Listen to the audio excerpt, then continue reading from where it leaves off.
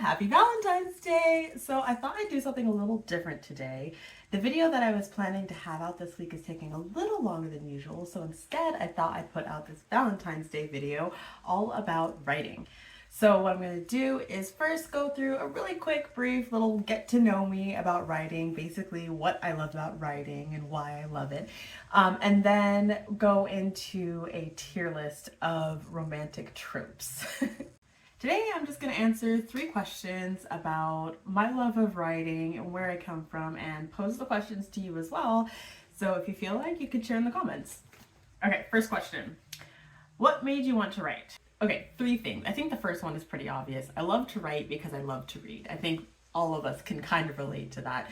Specifically fiction, it's a wonderful escape. It's literally letting magic come into your life, and it's just super fun and super cool. The second thing is my mom. I've mentioned it before, but my mom is also really passionate about writing, and seeing her dedicate, the time, the effort, and the love into writing stories, and hearing her talk about it. And she'll take vacations just for the sole purpose of writing. And while it's not her career right now, because I still think she'd be an amazing published author, I loved seeing the passion and kind of emulate that in my own writing, I think.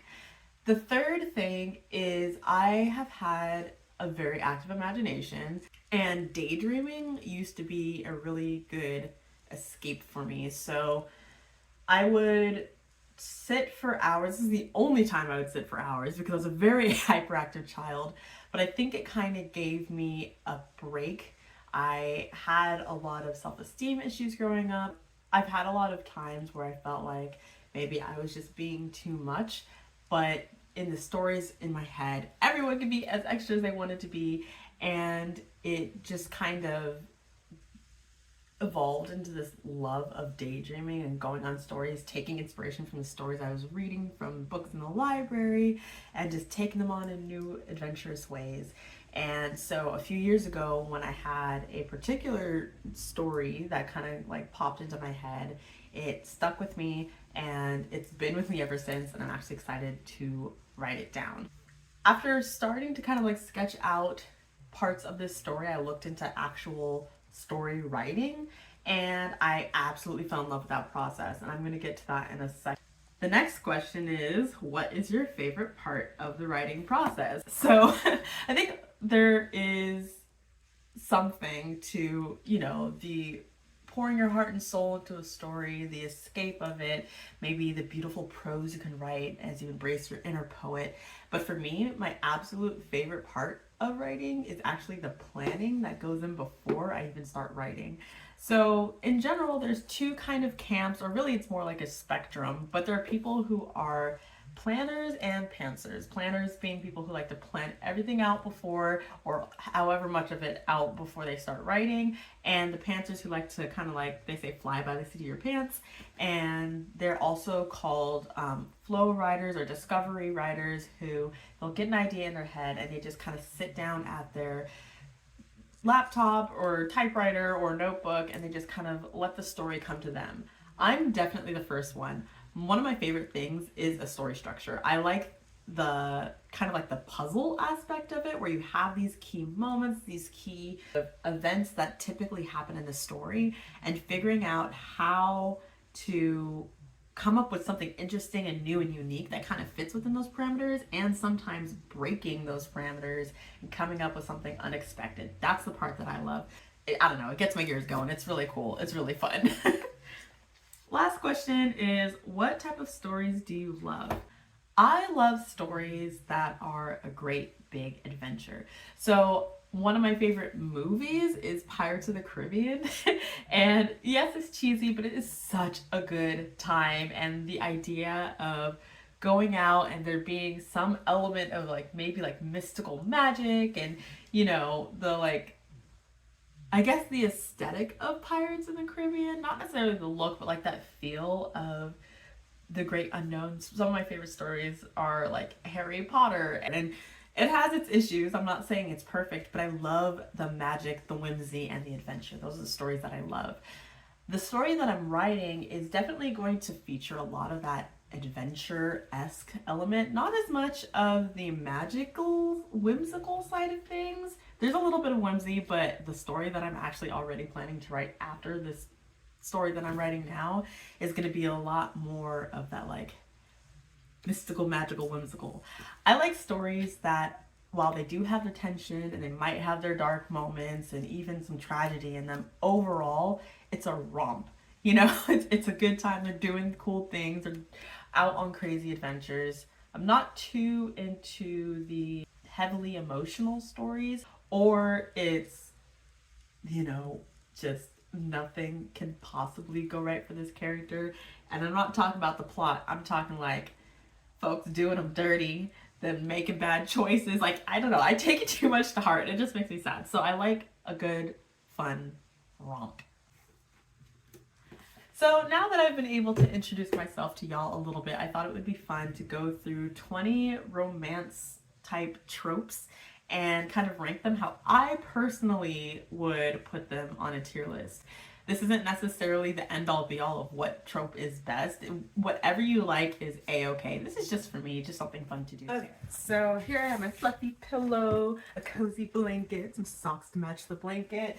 I have a cup of tea back here, some tasty pizza for lunch, all things I love to get me in the mood to think about some romance. So if you're not familiar with a tier list, basically it is what you see in front of you here. You have, in this case, 5 different categories going from the best at the top to the worst at the bottom. Do not ask me why red is good in this case and green is bad. That's just the way it is. And down at the bottom, you'll see these little icons for different romance trope categories, I guess you can say, for different romance tropes. So I'm going to go through each of them and rank where I think they belong on this list. It goes from give me all the things to that good, pretty good, well, I'm gonna head out, and lastly, straight to jail, because some romance tropes are a little iffy. So let us start with forced proximity. This is basically the trope where you have two people, usually who are fairly antagonistic towards each other, who are stuck in either a confined space or to each other for a prolonged period of time. So this is there's only one bed trope. This is the stuck in a cabin in the woods during a snowstorm, stuck in the elevator. In some like paranormal, sci-fi, fantasy type stories, sometimes they'll have a device or a spell or something that makes them have to keep within a certain proximity to each other, which is kind of terrifying. As far as the trope goes, I think it can be done very well. I think that there's going to be some kind of automatic conflict there. So for that reason, I'm going to call it pretty good. And the reason why is because, like I said, usually there's some sort of antagonism going on, and I feel like it's kind of like a subgenre of the enemies to lovers trope. So I can't say give me all the things because it wouldn't exist without that other element. Next up, holiday romance. So, you know, your Christmas special or your Hallmark movie type story. Personally, it's not for me. I'm not going to say straight to jail because there are things on here that are like nefarious, insidious, and sometimes illegal. So I'm not going to say straight to jail. But to me, it's just corny. Like, I get it. If you love Christmas, that's good if that's for you. Personally, I think I don't know, it's really cheesy. So I'm going to have to say, well, I'm going to head out. Next, enemies to lovers. I do like enemies to lovers. Again, it's kind of one of those things that has built-in conflict.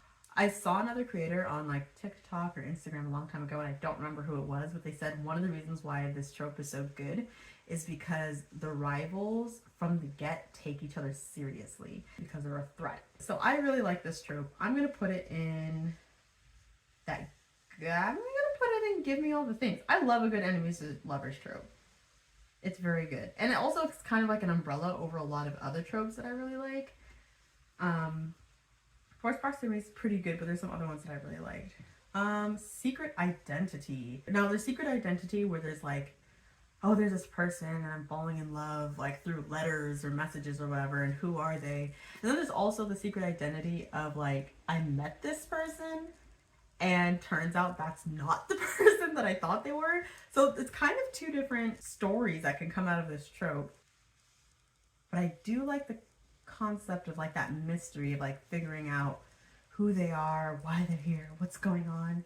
I'm gonna put this in pretty good. That can be one of two things. It could either be like some outside parties have betrothed these two characters together, or it could be like a marriage of convenience thing where it's like our galaxies are at war and I've decided to sacrifice my, romantic freedom to marry the representative from the other group, and it's a political thing. I like this trope. I think it's a lot of shenanigan opportunities. So I'm gonna put this in that good. Bad boy or girl, honestly, I can't do a bad boy or girl because a bad boy or girl is just, especially in like a couple romantic setting, it's two people consistently making poor decisions. So you have the bad boy or girl that is making bad decisions, which usually gives them the bad boy or girl like title. And then you have the love interest who is ignoring all the red flags, making excuses for this person, and a lot of times bending over backwards for forgiving poor behavior. I'm just not here for it. It's not for me. I know you can add a lot of spice to a bad boy or girl. It's not there for me. I'm just gonna put straight to jail. It's not technically illegal, but it makes me sad. Meet cute. It's basically like when you meet someone out in the wild and it's like, oh, there's a spark. Maybe you're not paying attention where you're going, you bump into them. Oh, how romantic.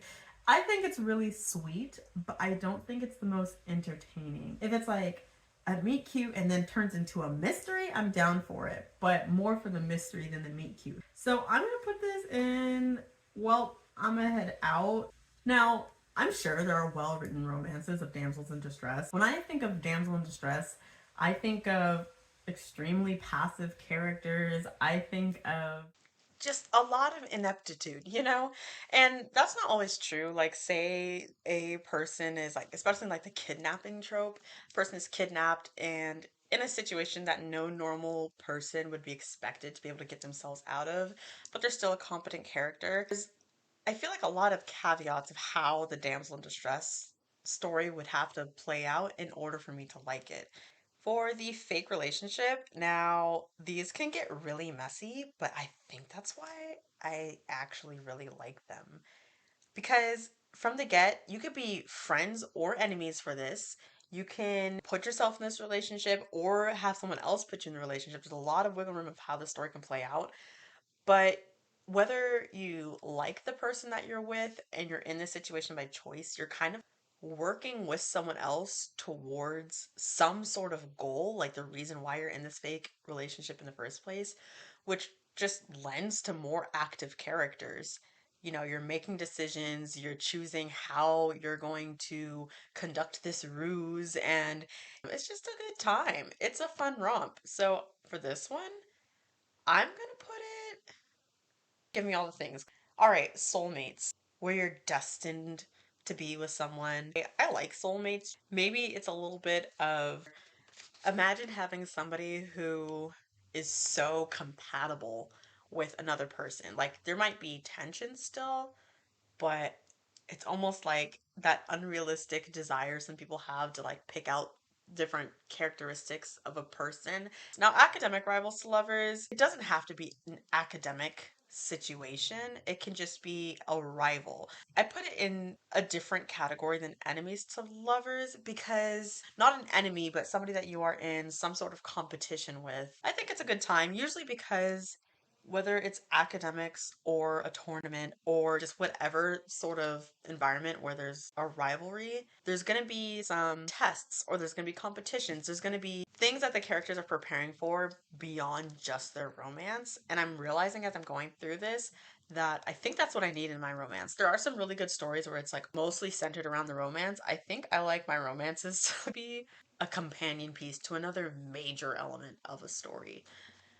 And so for that reason, I'm gonna put this in Give Me All the Things. All right, Friends to Lovers. I like Friends to Lovers. It's really sweet. As opposed to like the holiday romance meet cute type of sweet. This is either I've loved you for a long time and I'm in a position to act on it, or we've been hanging out forevers and wow, you have all these qualities. Wait a second, that's everything that I think would make a good partner. So now I'm in love with you. In the Friends to Lovers where it doesn't work out, there's just so much on the line. Ugh, I'm gonna put that in that good.